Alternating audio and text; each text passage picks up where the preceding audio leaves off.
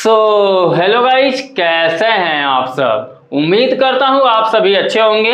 मैं धीरज सर आज आप लोग को पढ़ाने वाला हूं इकाई 6 बीजी व्यंजक के अंतर्गत अभ्यास 6 का ए। हम लोग पढ़ते पढ़ते आज पर पहुंच चुके हैं कहां, इकाई 6 पर। जो आपका इकाई 6 है बीजी व्यंजक है और इसके अंतर्गत आप पढ़ेंगे अभ्यास 6 का ए।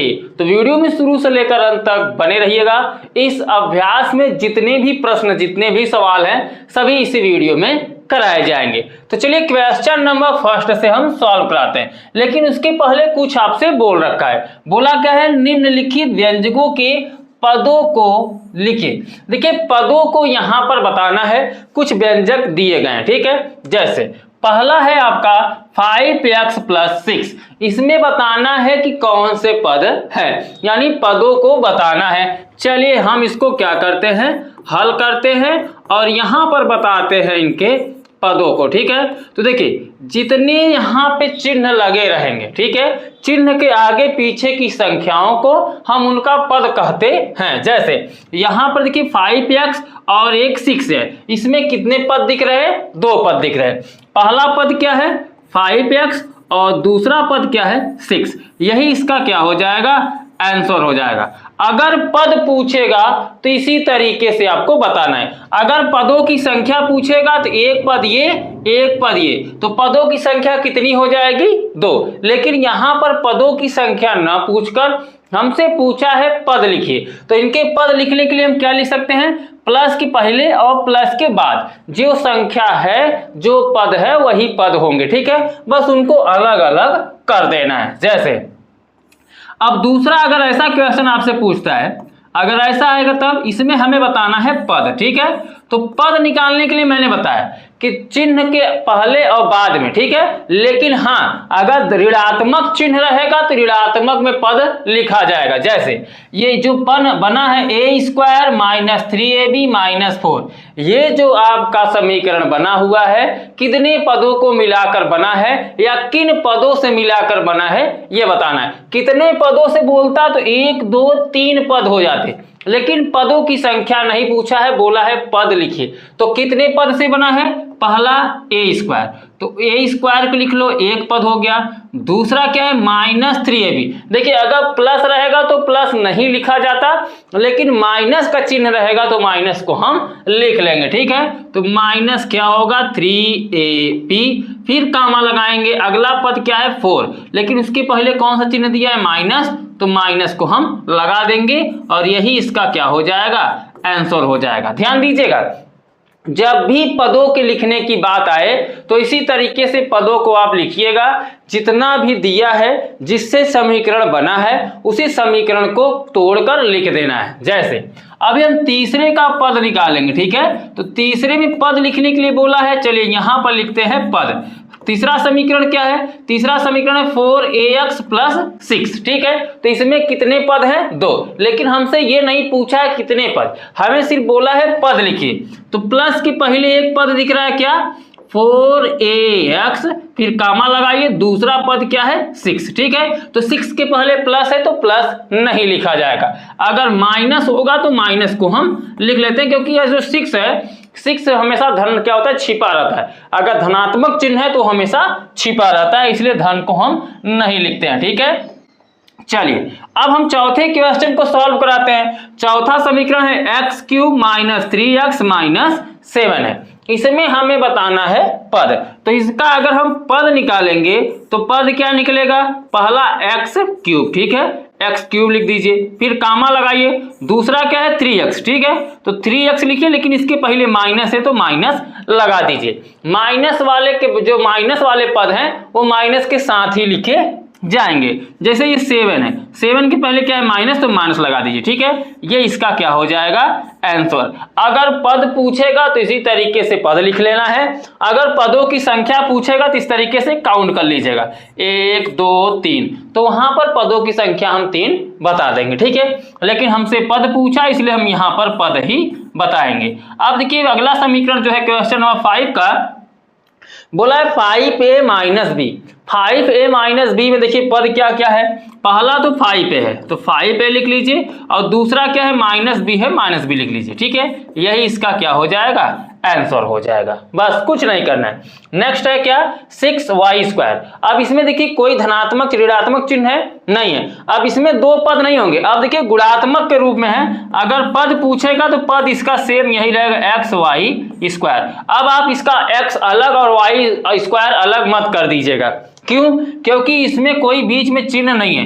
जब तक प्लस माइनस का चिन्ह नहीं दिया रहेगा तब तक हम उसको बांटेंगे नहीं। ठीक है, पदों में हम तभी बांटेंगे जब प्लस माइनस का चिन्ह मिलेगा, उसके बाद हम उसको अलग अलग बांट लेंगे। ठीक है, तो अपने कॉपी में लिख लीजिए, ये एक्सरसाइज अर्थात अभ्यास 6a के क्वेश्चन नंबर 1 से लेकर 6 को मैंने सॉल्व करा दिया है। अब हम बढ़ते हैं नेक्स्ट क्वेश्चन की तरफ।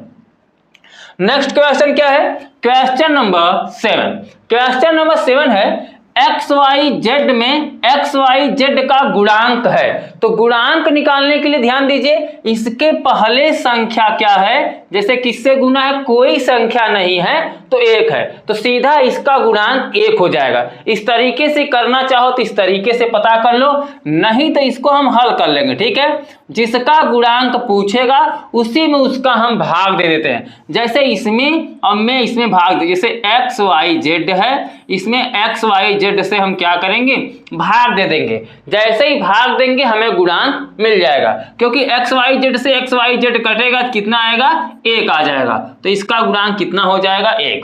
इस तरीके से आप भाग देकर आप हल करना चाहो तब गुणांक निकाल लो, नहीं तो इसके पहले देखो कोई क्या है, अचर पद है, जो अचर पद होगा या अचर पद होगा जिस रूप में पूछा रहेगा उस तरीके से उसका हम गुणांक बता देंगे। जैसे अभी क्वेश्चन नंबर 8 को देखेंगे, थोड़ा हट के है, उससे अलग है, आपको समझ में आ जाएगा। इसमें बोला है -3y² में y² का गुणांक है, तो y² इसमें भी है, y² इसमें भी है, तो बच क्या रहा है, -3। तो -3 डायरेक्ट इसका हम आंसर लिख सकते हैं, -3 इसका गुणांक है। लेकिन कैसे है, अगर हमें ये सॉल्व करना हो गया तो गुणांक निकालने के लिए मैंने बताया कि मैं बोला है, यानी पहले में माइनस क्या है 3y² और दूसरा क्या है y²। हमें इसका गुणांक बताना है, तो y² से y² कट जाएगा, बचेगा कितना, ये जो -3 है यही बचेगा, इसलिए -3 इसका क्या हो जाएगा, गुणांक हो जाएगा। तो मैंने क्लियर यही शुरू में कर दिया कि दोनों पदों को देखिए, इसमें क्या कॉमन दिख रहा है, क्या चीजें नहीं मिल रही हैं दोनों में, वही उसका गुणांक हो जाएगा। ठीक है, जैसे 9 वाला क्वेश्चन देखो, 9 वाले क्वेश्चन में बोला है -2/3 XY² में -2/3 का गुणांक है, तो -2/3 इसमें भी है, -2/3 इसमें है। ठीक है, क्या नहीं मिल रहा है, XY², तो यही XY² इसका क्या हो जाएगा, गुणांक हो जाएगा। लेकिन अगर हमें पता करना होगा हल करके, तो कैसे पता करेंगे, पहला गुणांक -2/3 XY² है और दूसरा गुणांक क्या है, -2/3। हम -2/3 से -2/3 को क्या कर देंगे, काट देंगे। ठीक है, मैंने बताया कि पहले वाले पद में दूसरे वाले पद से भाग दीजिए, आपको गुणांक मिल जाएगा। अब बच क्या रहा है, बच रहा है XY² और XY² जो हो गया इसी का क्या हो गया, गुणांक। इसीलिए हम बता दिए आपको कि जब भी गुणांक बोले, गुणांक पता करने के लिए बोले, तो आंख बंद करके दोनों मैच करा लीजिएगा, जो नहीं मिलेगा वही उसका क्या हो जाएगा, गुणांक हो जाएगा, और नहीं तो आप इस तरीके से भाग करके निकाल भी सकते हैं गुणांक। ठीक है, चलिए नेक्स्ट क्वेश्चन को अब हम सॉल्व कराते हैं, क्वेश्चन नंबर 10 को, इस अभ्यास का लास्ट क्वेश्चन। क्वेश्चन नंबर 10 में क्या बोला है, चलिए देख लीजिए। बोला निम्नांकित कथन सत्य है या असत्य है। दो कथन दिया है। पहला कथन है, बोला है 8x² में x² का गुणांक 8 है, तो है, सही है, क्योंकि x² यहाँ पर भी है, x² यहाँ पर भी है, तो इसका गुणांक 8 है, यह सत्य हो जाएगा। लेकिन अगर हमें पता करना हो भाग विधि से, चेक करना है कि नहीं है, तो आप हल कर लीजिएगा। क्या करिए, x जो 8x² y है उसमें x² y से भाग दे दीजिए। अगर 8 आएगा तो यस 8 गुणांक है, नहीं आएगा तो कोई बात नहीं। तो देखो x² y से x² y यहाँ पे क्या हो जाएगा, कैंसिल हो जाएगा, तो बचेगा क्या, कितना 8। और x² y में x² y का गुणांक 8 है, बोला था 8 आया भी है, इसलिए यह कथन क्या हो जाएगा, सत्य हो जाएगा। ठीक है, चलो नेक्स्ट क्वेश्चन देख लेते हैं। बोला 1/6 xyz का स्क्वायर में xyz² का गुणांक 1 है। तो देखो xy² और xyz² अगर इसका हम भाग देंगे तो बचेगा कितना, 1/6। भाग देकर देखना चाहो तो देख लो, जैसे 1/6 xyz का स्क्वायर अपान xyz का स्क्वायर, ऊपर भी xyz, देखो xyz का स्क्वायर और नीचे भी xyz का स्क्वायर, ये कट जाएगा, बचेगा कितना, 1/6। तो यानी xyz का जो गुणांक होगा वह 1/6 होगा, न कि 1 होगा, इसलिए यह कथन क्या हो जाएगा, असत्य हो जाएगा। ठीक है, अगर यहां बोला रहता कि 1/6 xyz² में xyz² का गुणांक 1/6 है तो यह कथन भी सत्य हो जाता, लेकिन बोला 1 है तो इसलिए यह कथन क्या हो जाएगा, असत्य हो जाएगा। ठीक है, समझ में आ गया।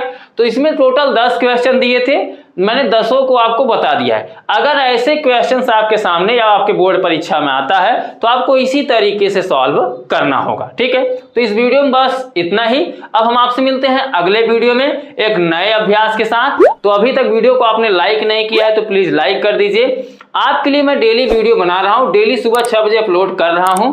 यदि आप नए स्टूडेंट हैं और फ्री में घर बैठे क्लास 6 मैथ की पूरा कोर्स पाना चाहते हैं तो अभी चैनल को सब्सक्राइब करके बेल आइकन को प्रेस कर लीजिए। इस चैनल पर आपका फ्री में पूरा कोर्स मिल जाएगा और इस पर कराया भी जा रहा है। ठीक है, आप घर बैठे बिना इधर उधर कहीं गए, बिना 1 रुपए खर्च किए आसानी से पढ़ाई कर सकते हैं इस चैनल के माध्यम से। तो चैनल को सब्सक्राइब करना मत भूलिएगा। चलिए मैं आपसे मिलता हूं अगले वीडियो में एक नए अभ्यास के साथ, तब तक के लिए बाय बाय, जय हिंद, जय भारत।